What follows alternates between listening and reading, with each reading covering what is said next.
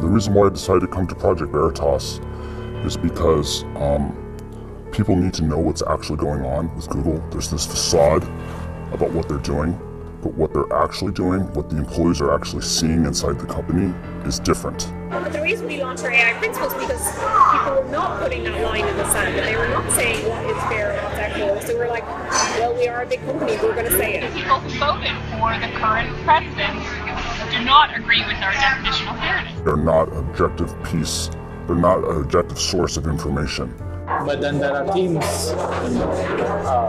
which are called ML fairness. ML fairness, the teams? Fairness, like, yeah. You need to be fair. And we're also training our algorithms, like if 2016 happened again, would the outcome be different? They are a highly biased political machine that is bent on never letting somebody like Donald Trump come to power again. 2020 is certainly on top of, now my old organization, Trust and Safety, is top of mind. They've been working on it since 2016 to make sure we're ready for 2020. This is a Goliath I am but of David, trying to say that the emperor has no clothes. He got called in front of Congress multiple times. They can pressure us, but we're not changing. Being a small little ant, I can be crushed, and I'm aware of that. But this is something that is bigger than me. This is something that needs to be said to the American public.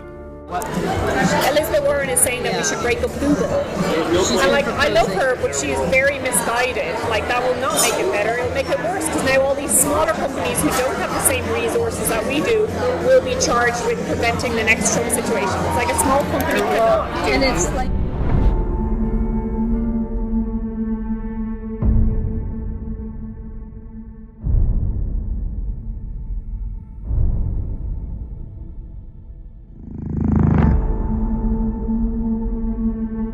Earlier this year, a Facebook insider exposed deboosting of conservatives on Facebook.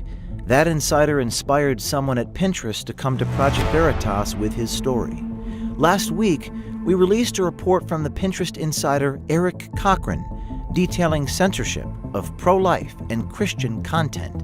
The tech companies can't fight us all. Today, we bring you a Google insider, a brave man who came forward and brought us a story that will scare you.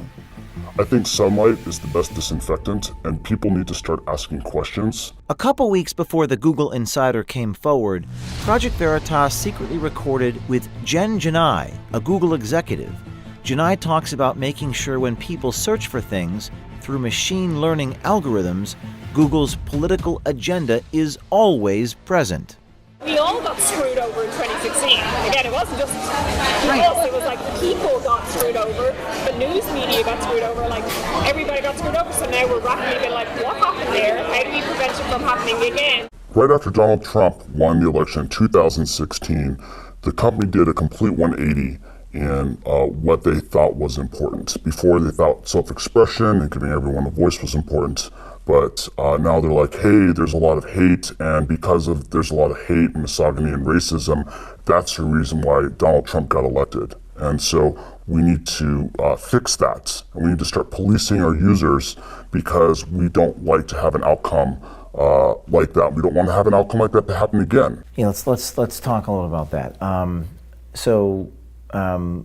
Tell me more about what you observed at these meetings right after Trump was elected.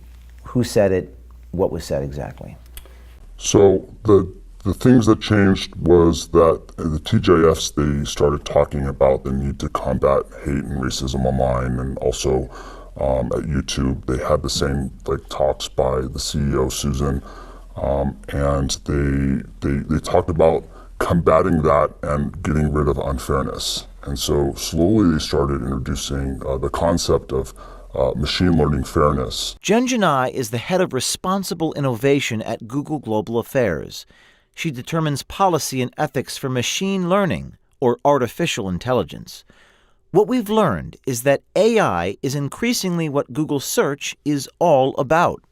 But the reason we launched our AI principles is because people were not putting that line in the sand, and they were not saying what is fair and what's equitable. So we're like, well, we are a big company, we're going to say it.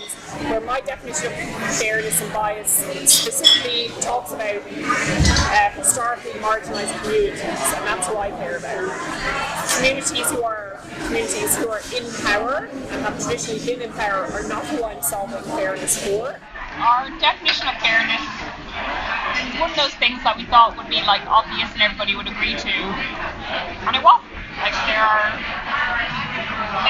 the same people who voted for the current president do not agree with our definition of fairness.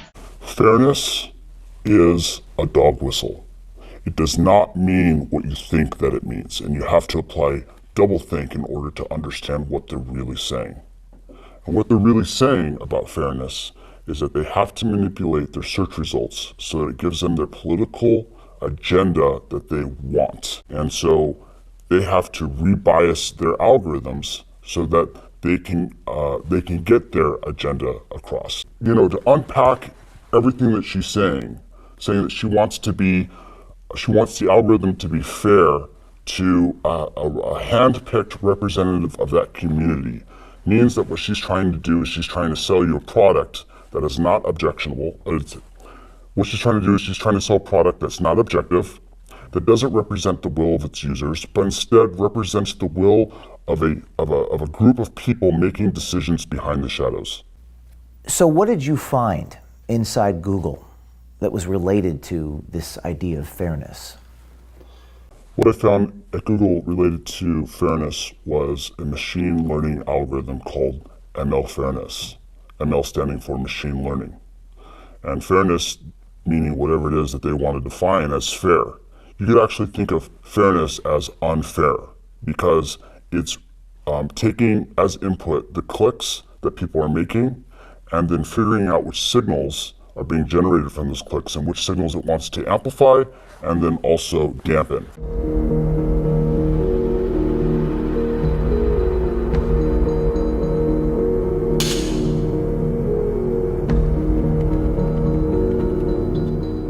So I have Google.com up in front of me, and I'm going to try to put this AI machine learning thing to the test. I'm going to type in the following words: men can.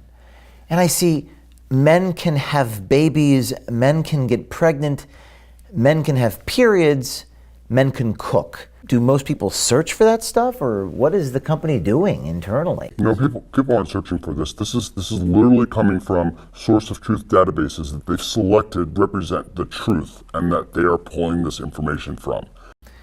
And then we try it again with, let's try this with women can. I see women can vote, women can do it, women can do anything, women can be drafted. Yes. That seems a little interesting. So all these examples are part of the social justice narrative, right? And so the sources of truth that ML Fairness is selecting from to amplify are saying these keywords. And so because that source of truth has been vandalized, the output of the algorithm is also reflecting that vandalism. Project Veritas also received a trove of confidential documents from within Google. This document is about algorithmic unfairness. It reads, quote, "For example, imagine that a Google image query for CEOs shows predominantly men. Even if it were a factually accurate representation of the world, it would be algorithmic unfairness," unquote. Gaurav Gite, a Google software engineer, independently verified the thesis of this document. But then there are teams which are called ML Fairness. ML Fairness, the teams? Fairness, like, Yeah. you know, you need to be fair. Yeah. So they're trying to modify the model such that even if the data for female CEOs is It's low. It's low. It kind of balances out. It still balances out. Now, this is a confidential document, correct? Yes. This is not a document that Google has come out and admitted that this is their process. That's correct. And in this document, it says, I'm going to read from it. In fact, if you brought this up without the document, they would say that this is a conspiracy theory. Wow. So then they wouldn't admit this publicly. They would never admit this publicly. In this document, it says, in some cases, it may be appropriate to take no action if the system accurately affects current reality, while in other cases, It may be desirable to consider how we might help society reach a more fair and equitable state via product intervention. What do they mean by that? So what they want to do is they want to act as gatekeepers between the user and the content that they're trying to access. And so they're going to come in, they're going to filter the content, and they're going to say, actually, we don't want to give the user access to that information because it's going to create an outcome that's undesirable to us.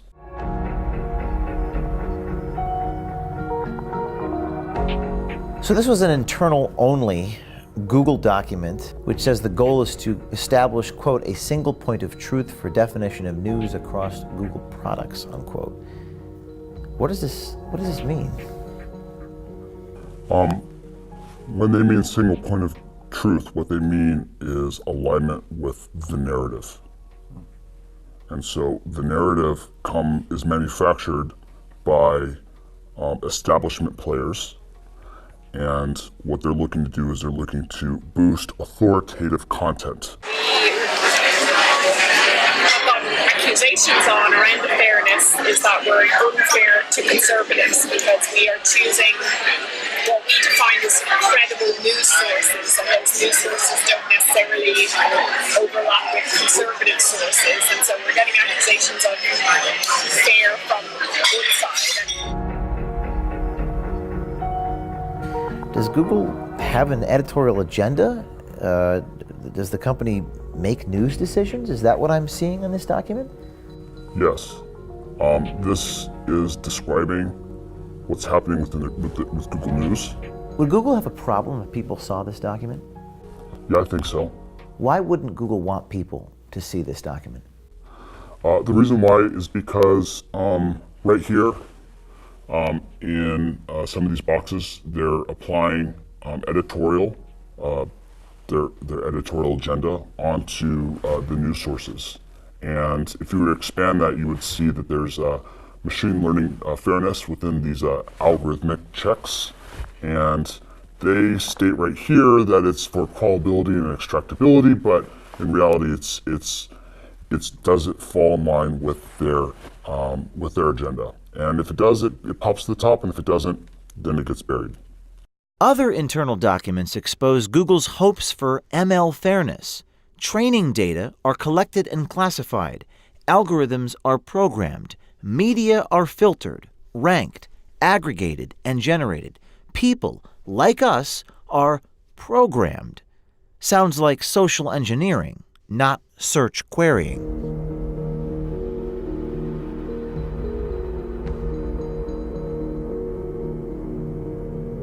Google's power has become a political issue, with politicians on both sides of the aisle debating whether antitrust legislation or other regulations and controls are in order. He got called in front of Congress multiple times, and we've not shown up because we were like, we just know they're going to just attack us. Like, we're not going to change our response, we're not going to change our mind. There's no point in just sitting there being attacked for something that we know we're not going to change. Like, they can pressure us, but we're not changing. But we also have to be aware of what they're doing and what they're accusing us of. Like I said, like, they could just, like Elizabeth Warren, even I love her, but she's also saying, like, you just have to break up Google and that will solve everything. You have to what? Elizabeth Warren is saying that we should break up Google. And, like, I love her, but she's very misguided. Like, that will not make it better, it'll make it worse, because now all these smaller companies who don't have the same resources that we do will be charged with preventing the next Trump situation. It's like a small company cannot do. And it's like The White House won't play a role in making things more fair, so people are holding us accountable to fill in the gap of what should be fair. Right now, there's a lot of chatter in Washington, D.C., antitrust discussions and legislation being mentioned about breaking up Google. How do your bosses or the people that you work with inside of Google feel about that? For the most part, they're ignoring it. To them, it's not even happening. They don't see it as a real threat because it's something that's already happened before and passed. She just said what Google's really thinking, and they won't say in public. But she just said, what a lot of us see and know to be true. And you guys just got her, and she just said the truth. They're not objective piece. They're not an objective source of information. They are a highly biased political machine that is bent on never letting somebody like Donald Trump come to power again. 2020 is certainly on top of now my old organization, Trust and Safety, is top of mind. They've been working on it since 2016 to make sure we're ready for 2020. So training our algorithms, like if 2016 happened again, would the outcome be different? It's unclear what Gennai is exactly referring to, but Google's political agenda is undeniable.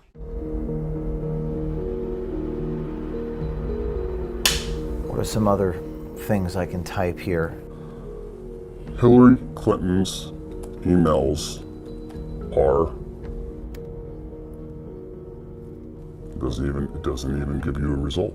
Google is suggesting that people do not search for this term. Is that correct? That's what they're saying. It's not even worth returning any results. But people do search for this. Absolutely, and you can tell that because you can cross-reference some of their other services that prove that people are. If you want to get an example, go to trends.google.com. Okay, I'll do that right now. Trends.google.com. And shall I? Hillary Clinton's emails, yes.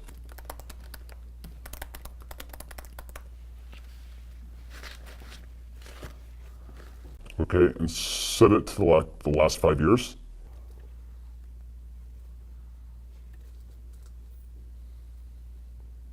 Seems like we had a spike in October of 2016. It says 100. I guess is that 100? It's all relative. So in order to get an idea of the relative importance of this, you're going to want to compare it against another search term. Let's type in Donald Trump's emails. Okay. Show me what I'm looking at here. So what we see right here is relative to the search term of Hillary Clinton's emails, Donald Trump's emails has no search traffic. No search traffic. Now let's go back to google.com and search for Donald Trump's emails, and it should show us no autocomplete because according to Google, no one searches for it compared to Hillary Clinton's emails. But it does.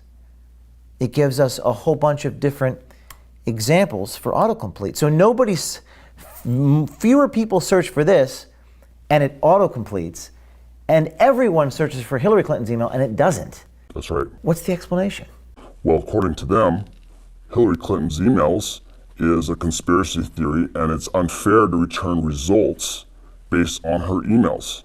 And so through their program of ML fairness, they've deleted the autocomplete off the internet like it didn't even exist. How did they do that? Was it manually? Was it a human being? Was it a machine? AI? Well, the way that it works is that they're training the AI now with a bunch of humans that you can consider them social justice warriors or whatever you want to label them, but they are feeding the information and training the AI so that it will return results like this. And when they aren't able to train it, there's actually someone that will go through and manually delete certain keyword terms or put it as a blacklist. There's a lot of people filing bugs internally against Google, against these invalid results, and they ignore them because they've got no interest in fixing things that go against their social justice narrative or reduce what they consider to be fair. Google is protected by Section 230 of the Communications Decency Act. It says, quote, "No provider or user of an interactive computer service shall be treated as the publisher or speaker of any information provided by another information content provider," unquote. Meaning Google is not liable for any content on their platform. Some people think a solution is this Section 230 and taking it away. I mean, they violated not only the letter of the law, but the spirit of the law. Section 230 says that in order for them to be a platform, they can't censor the content that they have. And instead, they've decided to act as a publisher, making them responsible for everything that they put on. And they're still masquerading as a platform, even though they're acting as a publisher.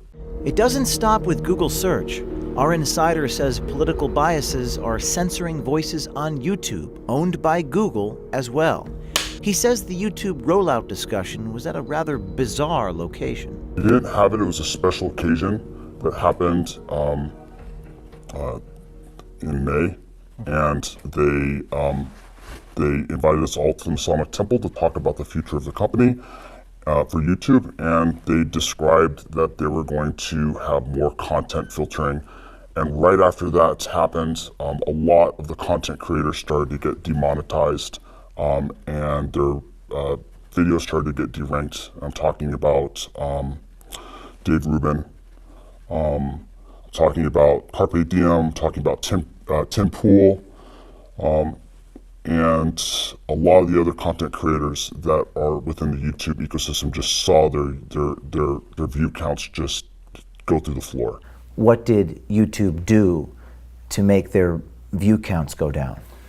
So Google is targeting what they consider to be right-wing news commentators. So that includes Tim Pool, Dave Rubin, Stephen Crowder, and a host of other right-wing people that they are coming in, they're deciding that they don't want these opinions to have a wide appeal. And so they're coming in and they're putting their thumb down and they're deciding which content the users are allowed to see. The way that Google is able to target people is that they take videos and then they do a transliteration through using artificial intelligence.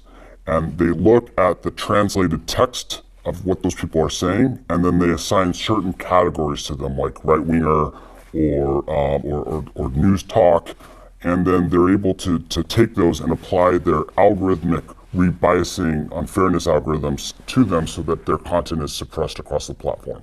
Specifically, the insider verified that PragerU, the conservative educational YouTube channel, and talk show host Dave Rubin's videos received heightened analysis in the artificial intelligence program Viacom. Viacom polices YouTube distribution, singling Prager and Rubin out as right-wing and news talk. So they're applying narrative control. What's scary about this to you?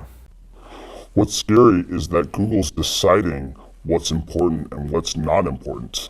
They are going through and they're effectively deleting conversations from the national narrative. It reminds me of a book called 1984, and that should have been a warning. 1984 should not be a user manual on how to run society. And Google's falling directly into that trap, where they're deciding what gets read, what gets consumed, what people are able to click on, what appears. It reminds me a lot of fascism. It's not just about burning books. When videos get pulled off of a platform, that's also a form of censorship. I've been living this for, years. And so, it's like, yeah, that's what it is. And for other people, it's shocking. But for me, it's like, this is why I'm coming forward. Because it is shocking. And people have no idea that it's happening. And they still think that Google is an objective source of information, and it's not. Are you afraid? I am afraid. I was more afraid, but I had a lot of difficulty with the concept of, my life ending because of this. But I imagined what the other world would look like, and it's not a place that I'd want to live in. What do you think is going to happen next for you? Hopefully I get away with it and nothing bad happens, but bad things can happen. I mean, this is a behemoth, this is a Goliath, I'm but a David, trying to say that the emperor has no clothes. And being a small little ant, I can be crushed, and I'm aware of that. But this is something that is bigger than me. This is something that needs to be said to the American public. This year, insiders approached Project Veritas and told their stories, exposing the giants in Silicon Valley. Thanks to the bravery and courage these insiders are showing, big tech is being held accountable. This is a watershed moment. It's not the New York Times or CBS News doing the work. It's individual citizens, anonymous heroes who put their careers on the line and they've struck a nerve and found their voice at Project Veritas. People always ask me, what can I do? You can follow the lead of Eric Cochran and the Google Insider. You too can be brave, wear a camera, and contact us securely at projectveritas.com/brave.